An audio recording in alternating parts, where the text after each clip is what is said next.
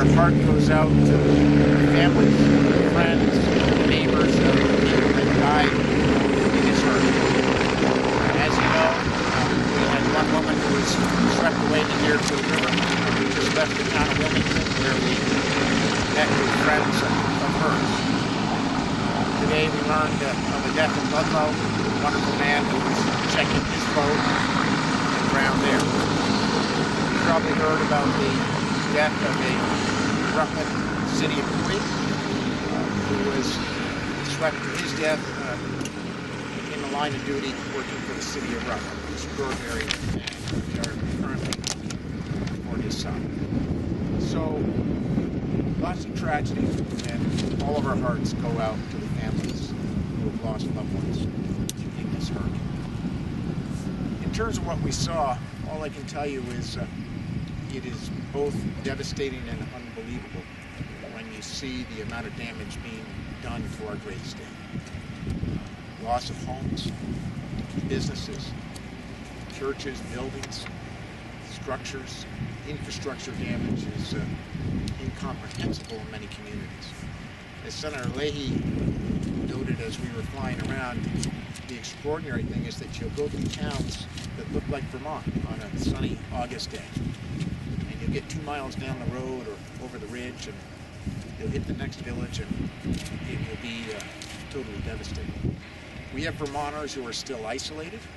We don't have water, don't have sewage systems, don't have power. Obviously, we don't want any further loss of life, so it's incredibly important that Vermonters do what we do best. Use good common sense. Stay put, don't get near down power lines. We're having trouble getting utility workers into some communities because of roads and bridges that have been wiped out. Stay away from standing water. We tend to lose life when you drive into water that you thought wasn't deep and then find that it is.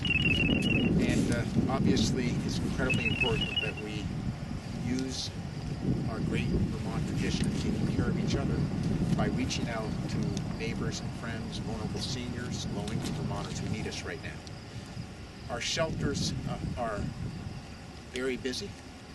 Most Vermonters would much rather stay with a Vermonter than stay in a shelter. Anyone who's willing to reach out in your communities to take people in, if you are in dry homes, feed them, meal, give them support, love that they need. We have hundreds of Vermonters who leave their homes and won't be getting that. So that's a bit of a report from the sky and the ground. We touched down in as many communities as we possibly could, and we'll be back on the road tomorrow.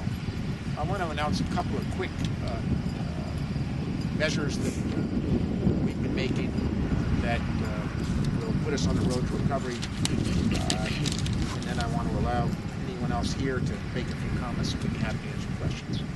The Department of Homeland Security and FEMA has approved our request for an emergency declaration for federal assistance. That happened this morning, and I can't tell you how grateful I am to President Obama, to our congressional delegation, Senator Leahy, Senator Sanders, and Congressman Welch, for their extraordinary support in helping to make that happen. This has been a group effort. This means that direct federal assistance in the performance of emergency protective measures is on its way. For example, we now have a mobile operational van to assist our temporary emergency operations centers. They expect to be assisting us in such activities as the removal of debris, which is extensive and hard to estimate how much, but there's a lot of it. Engineering support for V-Trans, that's incredibly important. One example, we just left Wilmington and they're sitting there figuring out how to engineer water and sewage treatment facilities so they can get water back to their people. We're seeing that in Ludlow and Brattleboro and communities across the state. And they'll also be helping us to get ready to make meals to the Red Cross. So this is a 75% federal, 25% cost share of the state, and that's tremendously helpful to us. Second, the Vermont Emergency Management and FEMA are still primarily in the response mode and focused on safety and security and ensuring that we don't have any more loss of life than we've already experienced. But we're going to move as quickly as we can into recovery, which we'll be doing in the coming days. We're working night and day, 24 hours, not much sleep for most of us. I'm hopeful and even confident that affected Vermont communities and individuals will be approved for both public and individual assistance under the Major Disaster Declaration by the President. I'm hoping to speak with the President shortly, but I'll be asking the President for such assistance in the coming days. As you know, our congressional delegation and myself had a dress rehearsal with this assistance 4 months ago when we were flooded. Both Senator Leahy, Senator Sanders, and Congressman Welch are being very helpful with this effort, but the individual assistance as well as the public assistance will mean that we can get direct grants to Vermonters who've lost their homes, lost businesses. It will also mean that we will get the same match that we hope that we've had in the past to help us rebuild our roads and bridges as quickly as possible, as well as rail infrastructure, which we can tell you from the air has been severely affected. Assessments and documentation, I want to say a word about that. To Vermonters, we can't tell you how many business people we met with today who lost their businesses because they're underwater and under miles a month. But it's really important that you call 211 to report either damage to homes or to your businesses. Any property damage, please dial 211 and make that report.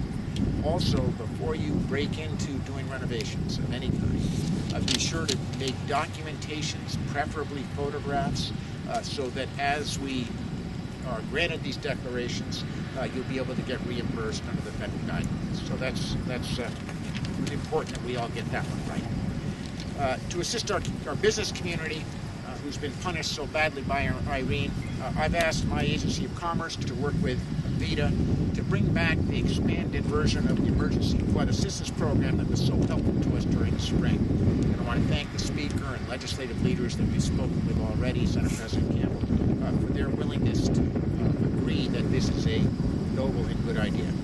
You may remember with that program that we got low interest, no interest in the first year, and then low interest for the following 4 years, instantaneous, very little paperwork, very little bureaucracy, outright loans to small businesses so that they could make investments in infrastructure to get them back up and running.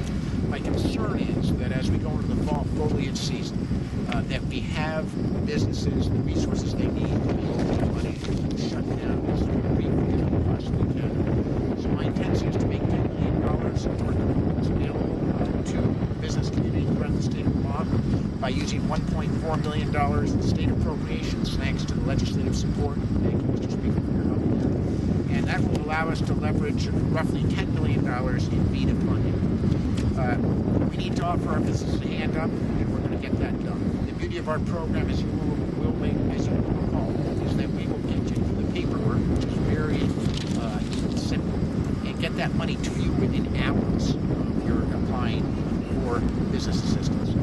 We're asking the Emergency Board, legislative, to agree to the funding initiatives, but meanwhile we have some money left over from the program that we offered 4 months ago, and we expect that will allow us to get money out the door right away. So if you're a business that's in trouble, contact our governor's office or go to the VITA website and we'll be there to help you. We expect this program will fit well with subsequent assistances that we expect to receive from the Small Business Administration. We'll be working together with our business community to help you understand the guidelines. Finally, I want to say a word about the Waterbury Complex state employees and services to hardworking taxpayers in the state of Vermont. As you know, the Waterbury Complex was devastated. It is not usable for the next several weeks. We don't know exactly what the time frame is there. My administration has spent the day working with affected agencies and departments, which is almost all of state government, to implement a continuing continuity of operations plan, including finding temporary workspace for employees and struggling to get the IT system back up and running as quickly as we possibly can. You have to understand that our IT system was flooded as well. I'm asking for patience, understanding, and cooperation not only from our hardworking state employees, but from our customers and taxpayers in the state. Again, agencies and departments with offices in Waterbury have implemented continuity of operation plans. In accordance with these plans, specifically authorized critical members will report to work to designated alternate work sites. All other state employees who are assigned to duty stations at the Waterbury complex should not report to work unless specifically authorized to do so. Employees should pay close attention to news and website updates, which will be issued by our administration as frequently as is necessary. Finally, I'll close by saying a word about our most vulnerable population in Vermont, folks, our patients at the State Hospital. As you know, the State Hospital is also located in the Waterbury complex. It is not suitable for patients at this time. These patients are being relocated. We've been relocated throughout the day. We hope that the transfers will be completed by later tonight.